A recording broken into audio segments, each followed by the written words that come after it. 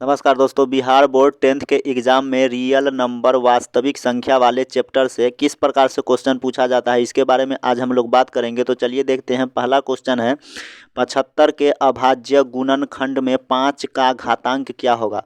Question में कहने का मतलब है कि 75 का अभाज्य गुणनखंड हम निकालेंगे तो उसमें 5 कितना बार आएगा, उसके बारे में इसमें पूछा गया है। तो चलिए देखते हैं। 75 का अभाज्य गुणनखंड निकालेंगे तो 5 से लगाएंगे तो 15 बार में कटेगा, और 15 में 3 से लगाएंगे तो 5 बार में कटेगा। तो इसमें कितना बार 5 आया, 2 बार। तो इसका मतलब बी, ऑप्शन बी 2 हो जाएगा आंसर। फिर दूसरा क्वेश्चन देखते हैं। मौस पी क्यू गुने लस पी क्यू बराबर होगा। इसमें मौस पी क्यू दिया हुआ है, इसमें पी क्यू कहने का मतलब कि कोई दो संख्या है, उसका मौस गुने लस बराबर क्या होगा। तो इसका आंसर होगा option number C, P Q. तो चलिए इसको हम इधर समझते हैं। पी क्यू संख्या है तो मान के चलिए कि हम कोई संख्या 12 और 18 ले लेते हैं, ठीक है। अब इसमें 12 और 18 का मौसा, 12 और 18 का मौसा कुछ भी आएगा। फिर 12 और 18 का लौसा कुछ आया मान लीजिए। इस दोनों का गुना बराबर इस दोनों संख्या का गुना के बराबर होगा। तो इस प्रकार आप इस क्वेश्चन को समझ सकते हैं। फिर तीसरा नंबर क्वेश्चन देखिए। निम्न में कौन सबसे छोटी प्राकृत संख्या है। तो प्राकृत संख्या किसको बोलते हैं, गिनती के संख्या को प्राकृत संख्या बोलते हैं। तो 1 2 3 और अनंत तक जाएगा। तो इसमें सबसे छोटी प्राकृत संख्या पूछा है, तो सबसे छोटी संख्या इसमें कौन होगा, 1 होगा। तो ऑप्शन नंबर बी इसका आंसर हो जाएगा।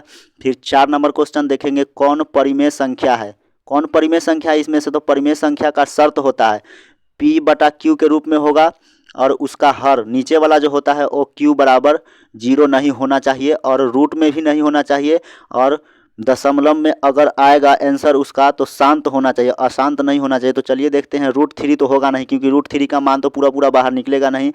रूट 8 बटा रूट 2, तो इसको देख लेते हैं। रूट 8 है तो ऊपर 2 2 2 करके तोड़ लेंगे ऊपर, और नीचे रूट 2, ऊपर 2, इस 2 से एक 2 बाहर निकलेगा, 2 और 1 रूट में ही रह जाएगा, और नीचे एक रूट 2 है तो रूट 2 से रूट 2 कट जाएगा और 2 बचेगा।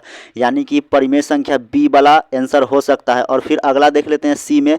तो 2 का तो रूट निकलेगा लेकिन 5 का नहीं निकलेगा, ए भी नहीं होगा। 1 बटा रूट 5 ए भी नहीं होगा।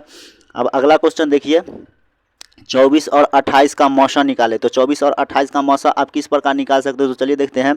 24 का पहले अभाज्य गुणनखंड करेंगे तो 2 से लगाएंगे 12, 2 से लगाएंगे 6, फिर 2 से लगाएंगे तो 3 हो गया। फिर 28 का करेंगे तो 28 का करेंगे 2 से लगाएंगे तो 14, 2 से लगाएंगे तो 7। अब इस दोनों संख्या को पहले एक जगह लिखेंगे। ये जो अभाज्य गुणनखंड आया है इधर, ये सबको लिखेंगे 2 2 2 गुने 3, ये सब हो गया। अब इसका लिखेंगे 2 गुने 2 गुने 7, ये हो गया।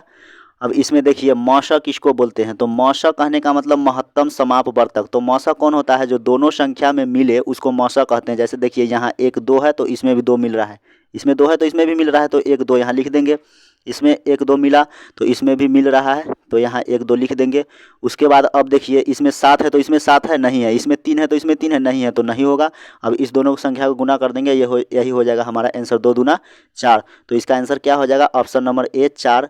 तो इसी प्रकार आप रियल नंबर वास्तविक संख्या वाले चैप्टर से क्वेश्चन को बना सकते हैं। इसी प्रकार का एग्जाम में क्वेश्चन आएगा। अगर इस वीडियो को